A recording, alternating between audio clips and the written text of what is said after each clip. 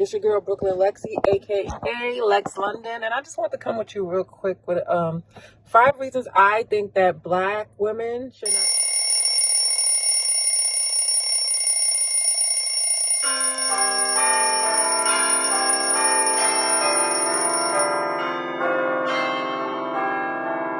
This is for brown women and for women from poor economic status neighborhoods. This is the 5 reasons I think you should not date, guys. And I know you're going to be like, this is racist. It's not racist. I think this is actually will be a great help to young girls or to older women. So here are 5 reasons why I think you should not date until you reach your financial goals or have accomplished at least most of your dreams. So here we go. 1, I call it the broke butterfly effect. And yes, I just made that up. But if you're broke, how can you be comfortable in love? And I feel like when I was younger, the love I found the most was the love of, when I was broke, I fell in love more. I'm not going to lie. When I was broke, I fell in love more. And I think that I fell in love more because I had nothing else to focus on besides love. And I ain't going to lie to you, when I was younger, that was probably the brokest I ever been. That's when I was the more hyper obsessed with love, because the fairy tales, the Prince Charming, the saving the day, all that. But it really does not exist in real life. I'm not going to lie to you.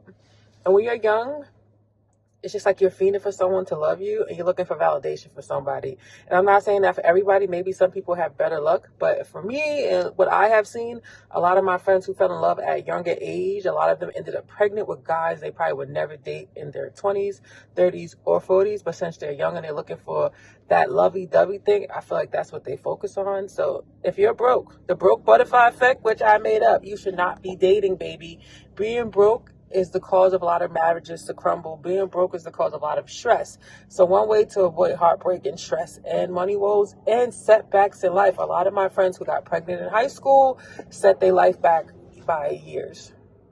No offense, their children are blessings, they were, but it did set their life back. So number 1 is the broke butterfly effect. You should not be doing anything when you're broke, because this is who you are when you're broke, right? You're the lowest standards. You probably never even know what to expect. You think it's going to be like TV. You'll accept a guy playing a video game all day while you sit there, and you'll think, I'm in love, when it's really, you're not. That's why I want you to focus. If you're broke, when I'm saying you're broke, meaning, what is broke for you? I used to live in my aunt's house, and broke for me was like not having money to buy any food. And I was also wilding because I had no bills, and I was young and just vacationing, traveling, taking care of all my friends. We'll have another video about that, how to stack your money. A lot of Black people get money, we just don't stack it. So if you're a broke butterfly, your struggle should not be inviting love. If you find a guy who's willing to lay with you on the floor in your grandma's house, and I wouldn't even do that. It's hard enough being broke one person. Now try to be broke as a couple. I see a lot of 3 or 4 talking about their man and this is their plan.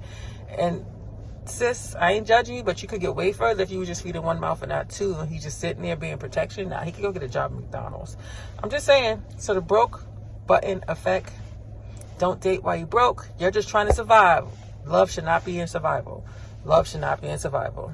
All right, because that's what you put in is what you. All right, number 2, the living for love people. I signed up for dating profiles before I erased them, so you probably see me on like Black Planet.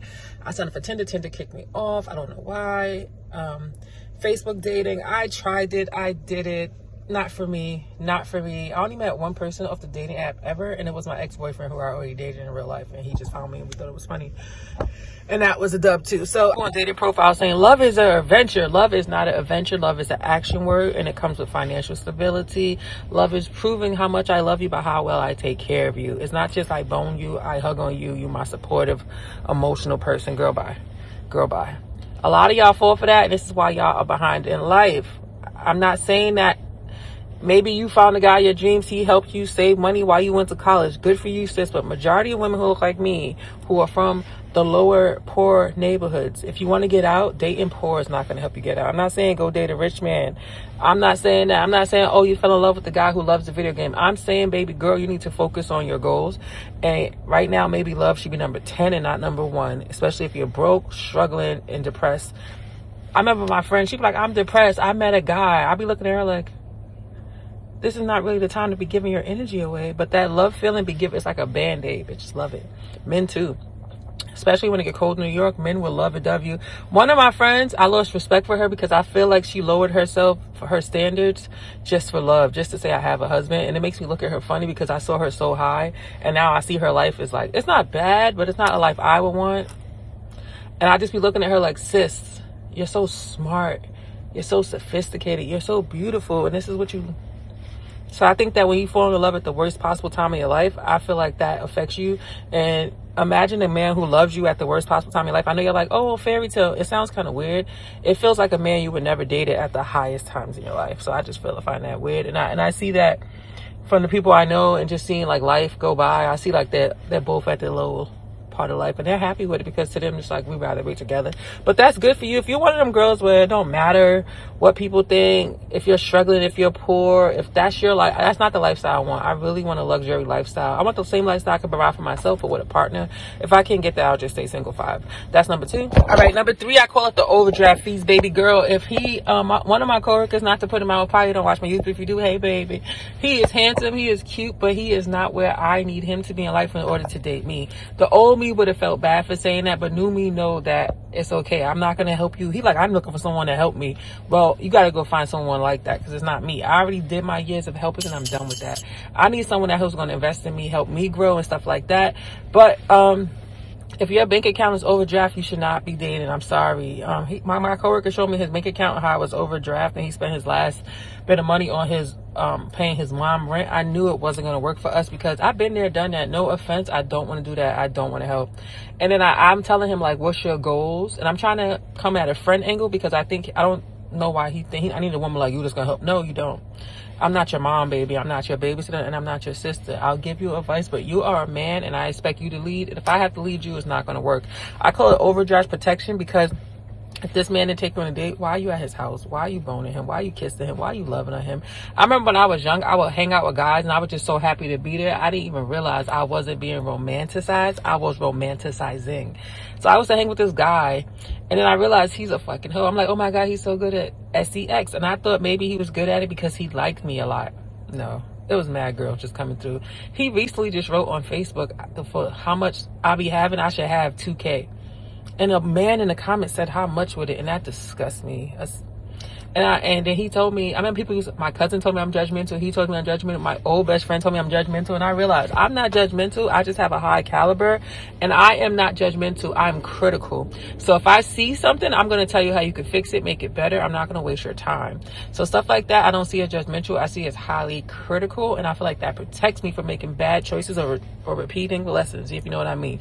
So if your man is overdrafted, you shouldn't be dating. If your account is overdrafted, you shouldn't be dating. I don't know why these broke women think they can leave the project with $2 in their bank account, go on a date at the steakhouse in Manhattan with a rich white man and think he loves them as Cinderella. No, baby, he's using you, and he's getting more out of it than you. You got a free steak, and he's getting recognition. He's getting your time that you can never get back, and he's getting your body, and he's just gonna replace you with another young ratchet girl. So you got to be what you want. You got to be what you want. If you overdrafted, you attract an overdrafted man. And this is the reason. I see one of my friends got pregnant, and I remember looking at her like, you pregnant? And you live at this man's house who's a drug dealer, and he lives at his grandma's house in the basement? But she was so happy. She was in bliss. I think she was in a fantasy. And I get how that fantasy, I love fantasies. But I also love real life, and I also love nice things. So I ain't saying abortion, but I'm saying God do what you gotta do. And it was here for a reason. It's a form of protection. It's not something you should use a lot, but if you need to protect yourself from that overbroke free, baby. All right, we have to go through this. I call it the career curveball. Now, say you're 22, you're 23. I remember I was dating my child's father at 21, and I was a social worker, and I was like trying to find myself. Like, I was just going to work because it gave me a check, but then I realized I could go to a different job, get a bigger check. It's like my frontal lobe has not developed. Why am I dating this older man who's trying to control everything? And I used to love that because it used to allow me not to think, but that really stunted my growth in a lot of ways. I feel like my aunt controlled my life until I was free, and then boys. Oh, there's a bug in here. And then boys, get out of here, baby. Get out of here, baby. Get out of here, baby. And then men control my life. And I was trying to let that happen because I thought that was the progression, but it wasn't. So I feel like that's enough said. I need to go. So there we go. All right, number five, I gotta go. The misaligned goals, right? So I remember I met a guy. I call it, okay, so I met a guy. He was like, I'm a rapper too. It's like he was doing everything I was doing, but no, we were reflections of loss, looking at loss. Even my cousin is a trans woman now. I remember I started doing music for my birthday. Now this bitch is a singer now. And I found that suspicious, and people who copy me creep me out, especially friends or relationships. But when a man does it, that really creeps me out. So all the guys that I dated when I was younger are still focused on them same goals from when I was 20. And my goals done changed 15 and 20 times. Check out my rap videos, check out my fashion videos, check out my travel video. Because I'm evolving. I am a person that changes. So don't get stuck in the goal alignment.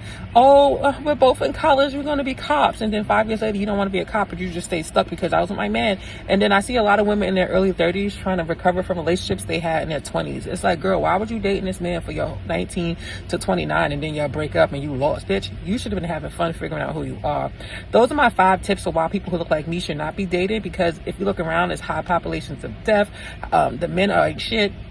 Y'all talking about inspiration dating. Who even cares if they take them when they never shit to begin with? And those are the 5 reasons I think I have to go. And I feel like if you need a further explanation, just comment down below and I'll respond back. And I'll see you guys next time. Make sure you like, subscribe, and comment. Shop my skin products, Magic Natural Beauty. Your girl gotta go.